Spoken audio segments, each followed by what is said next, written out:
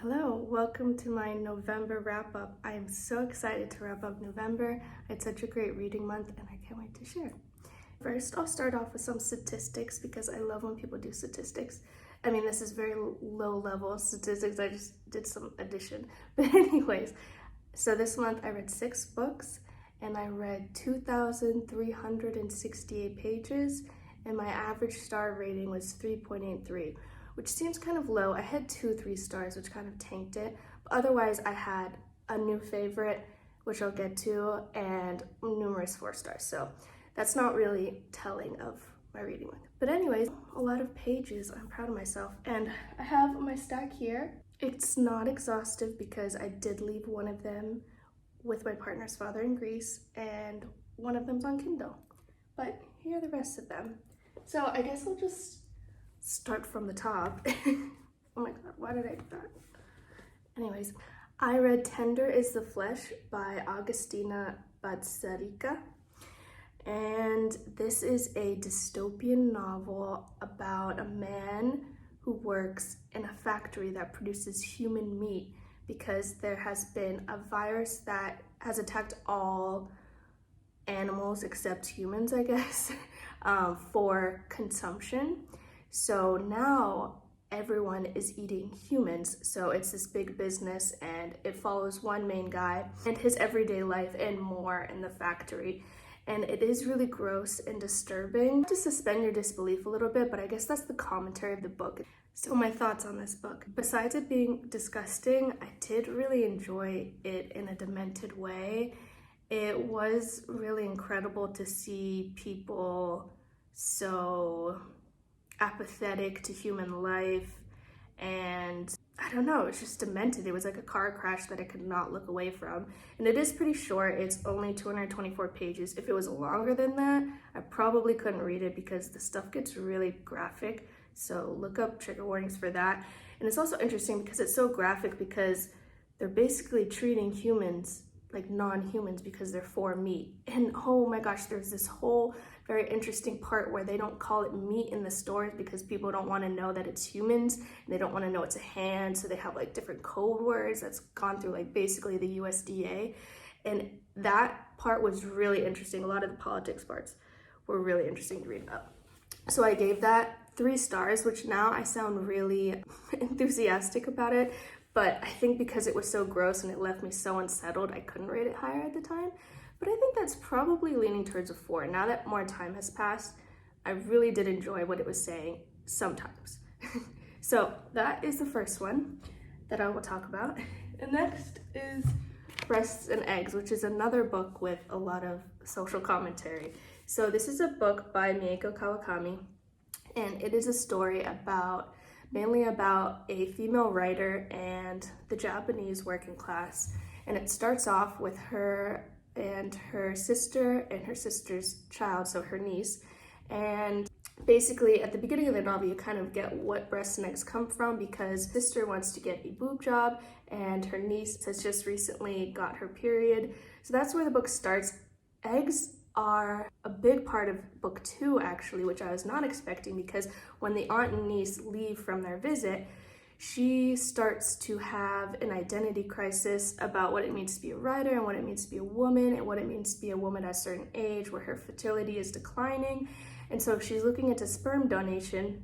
So there's a lot of conversations about reproductive ethics and sperm donation, which I really enjoyed reading about, because she's thinking about it and she's like, if I'm gonna do it, I'm gonna do it right. So she goes to a bunch of conferences on ethics and learns from people that were actually children of sperm donors, especially in Japan, where there wasn't the option to do non-anonymous sperm donors.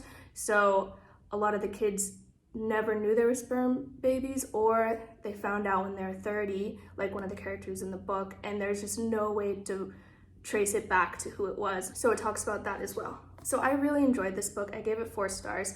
I really enjoyed learning about her relationships with all of the women in the book. I love learning about their lives and their familial ties, and responsibilities to family is a big theme in this book, and I really liked it. So I gave this 4 stars. The next book, if you've watched any of my other videos, which you probably haven't, but if you have, you know that I've talked about this book so much. So this is part 1 of part 2 of Words of Radiance. It's book 2 in the Stormlight Archive series by Brandon Sanderson. And this book mainly follows Shalon and her journey to becoming like a junior scholar, I would say. There's a lot of backstory about her in this, and I can't really go into too much of the plot without giving away book 1. But I gave this 4 stars. I still really like it. It has an endearing place in my heart, and also my partner really enjoys the series, so it's something we can talk about together. So it does have a special place in my heart. I did find this one a bit slow compared to book 1. And I also think the fact that the UK edition split it into 2 instead of having it in one big book messed with my head. I thought the pacing was off because it's supposed to be a longer book, but I was like here and the pacing wasn't really there for me because of how it was set up. So I still really like this book. I will continue the series, but I'm not really itching to get back in the story. So that's that. The next book, oh my gosh, another gross story, cannibal story. I don't know why I was in the mood for these. I guess it was like coming off of Halloween. I was in Transylvania. I don't know, I was feeling dark. So this is A Certain Hunger by Chelsea Summers. This is another short one, and like I said, with these kinds of stories, they sort of have to be short. So anyways, this is a book about a woman who kills men and eats them, and she's also a food critic. I guess not in that order, but not all of them, just some of their body parts in this very tasteful, pretentious Michelin star way. But yes, that's basically the premise. And I think you start off when she's in jail, and she basically goes over her life, and I really liked it. I thought that she was so clever but pretentious and smart and funny and almost likable, like in this Anna Delvey scammer psycho way. So I did really like this. I gave this 4 stars. I definitely think if you're into Ottessa Moshfegh, you would like this as well. And I just thought it was a really fun time, given I know the subject matter is dark, but I don't know how to describe that. It didn't affect me that much. Maybe I'm just desensitized, like tender as the flesh is trying to tell me. But anyways, I really like this one. 4 stars. Oh my gosh. Next. Tomorrow and tomorrow and tomorrow. How many times? Tomorrow and tomorrow and tomorrow. Wow. Actually, like 1 second for the cover. Exactly. This book was everything to me this year. I am so glad I picked this up. So before I get into my thoughts, this book is about a lot of things, but it's mainly about friendship between people and their love for video games. And that's all I'll really say, but it's also about success and growing up and love and grief and a lot of things. It honestly reminds me, like, if you loved The Fault in Our Stars way back when, you would like this. This is almost like it's a mature version in a way. But anyways, like they meet in a hospital. Like, come on. It has those vibes. And John Green is literally blurbed on the front saying one of the best books I've ever read. So anyways, my thoughts on this. I could not put this down. I was so invested. No, I cared so much about their characters and their well-being and their journeys. And this book also broke me in ways, but I really liked it. I really liked the main characters, and I felt like they had a special place in my heart, or they still do. So I would really recommend this one. Like I said, if you like The Fault in Our Stars back in the day, it's okay. If you didn't read it back then and you tried to read it recently and you're like, this book sucks. Like, I'm not talking about that, but I'm talking about like if you were a fangirl back in the day when it was everything, you should read this. So, what else did I read? That's not here. Right, Dracula.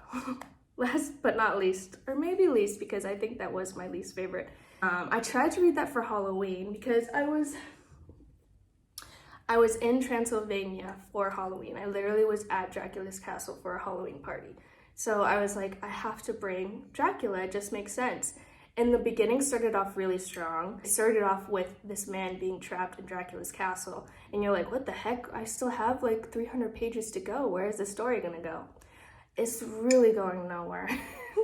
I'm sorry, but like the Victorianness of the book just lost all suspense for me. And I just thought that the letter format by the end, it was just like, oh my God.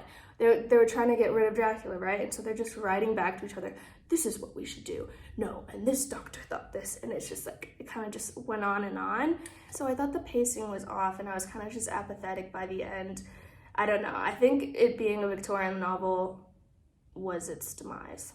So I gave that 3 stars. Oh, and I forgot to say, obviously I gave Tomorrow 5 stars. I also put it on my favorite bookshelf on Goodreads, so that's when you know it's real. So anyways, here's my stack, kind of. And I'm so happy with this reading month. Let me know what you've been reading. If you've read any of these and your thoughts, I would love to hear them. Thanks for watching.